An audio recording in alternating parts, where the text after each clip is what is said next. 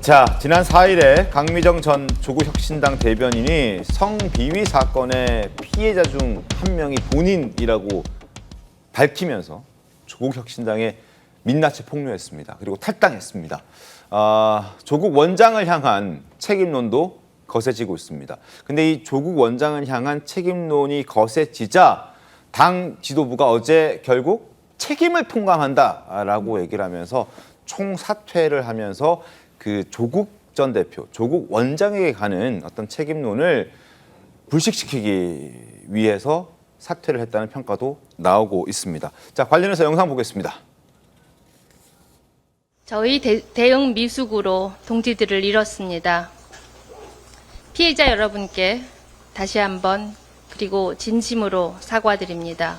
관용 없는 처벌과 온전한 피해 회복을 위해 이제 저와 최고위원 전원은 물러납니다.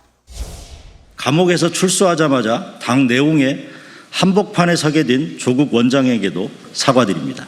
당이 부족하고 서툴렀던 것이지 은폐와 회피가 아니었다는 점을 꼭 말씀드리고 싶습니다. 계속되는 고통을 버티고 또 버티는 조국 원장의 겨눈 화살을 저에게 돌려주십시오. 조국 전 대표랑 교감은 어떻게 얼마나 하셨는지 그런 건 없습니다. 자, 관련해서 조선일보 살펴봐 드리겠습니다.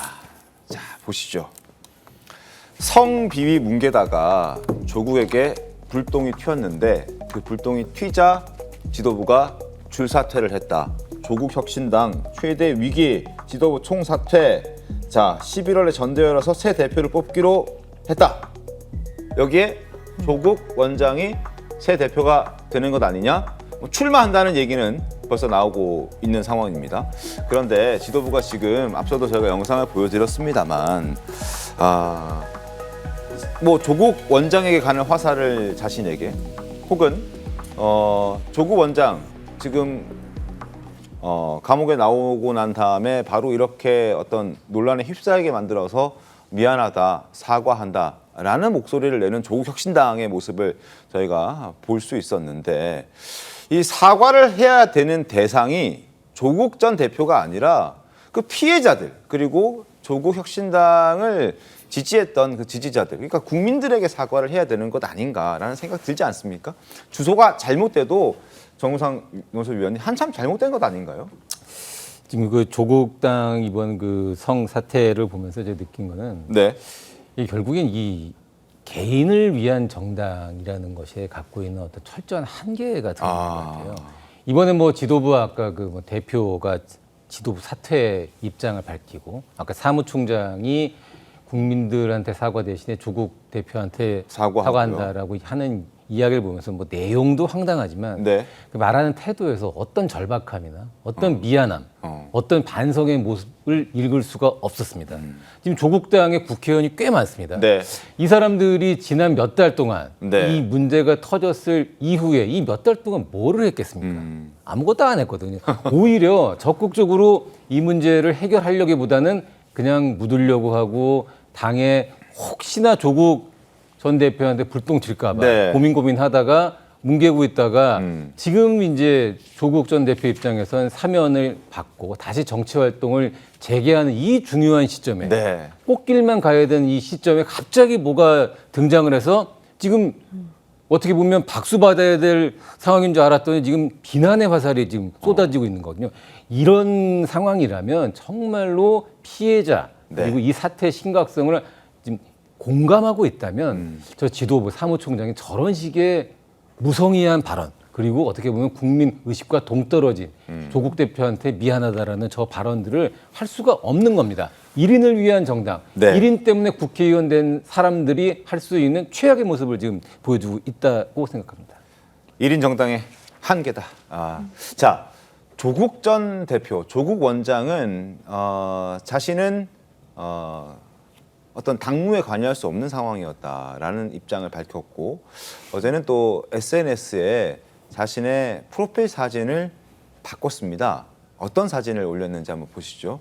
자, 지금 저 원안에 있는 작은 사진 바로 이겁니다. 오른손을 오른쪽 귀에 갖다 대고 무언가를 경청한다라는 모습을 보여주고 있는 저 사진으로 자신의 프로필 사진을 바꿨습니다. 과연 경청하는 사람이 맞을까요? 강미정 전 대변인의 설명대로라면 이미 7월 달에 서신을 통해서도 조 전 대표에게 얘기를 했고 한번 좀 이 문제를 깊게 좀 생각해 달라, 그리고 출소하면 좀 만나서 이 문제를 좀 해결해 달라라는 만남도 요청했는데 그 목소리를 철저하게 외면했던 조국 전 대표, 조국 원장이 자신의 프로필 사진을 저렇게 올렸습니다. 뭔가 경청하는 듯한 모습의 사진을. 김구엽 보좌관님 어떻게 보셨습니까? 저희 2030 세대가 조국 대표에 대해서 왜 유난히 그렇게 많은 비판의 입장을 가지고 있는 줄 아십니까?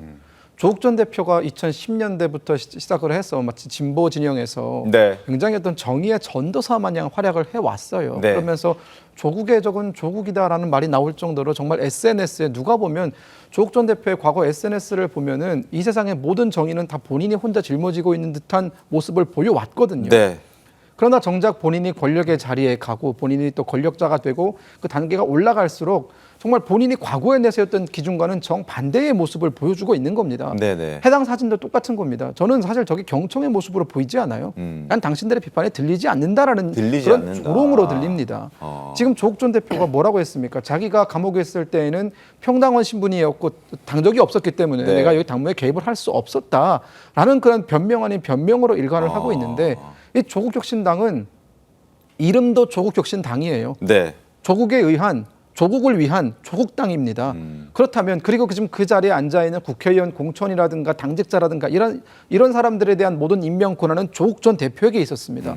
자신이 임명한 사람들이 그런 말도 안 되는 성비위를 저질렀습니다. 네. 그러면 그 임명한 사람에게 결정적으로 책임이 있는 거 아니겠습니까? 하지만 본인은 그 책임에서 벗어나기 위해서 나는 모르는 일이었다라고 하면 어느 국민이 그걸 받아들이겠습니까? 저는 그렇기 때문에 본인이 과거에 보였던 그 정의로웠던 척하는 그런 모습이 단 1%라도 지금 보여준다면 네. 이 정도의 비판은 없을 것이다. 그러나 아주 반대의 모습을 보여주고 있으면서 정말 양두구육의 모습을 보여주고 있기 때문에 우리 젊은 세대는 조국 전 대표의 행위 하나하나에 이렇게 비판을 하는 겁니다. 알겠습니다. 오른손을 귀에 갖다 대고 이렇게 하는 이 사진이 잘 듣겠다, 경청하겠다라고 보여주기 위해서 올린 것이다라는 해석들이 많았는데 지금 김구엽 부장님께서는 잘 안 들리니까 이렇게 안 들리니까 손을 갖다 댄 것이다라는 흥미로운 해석도 해주셨습니다.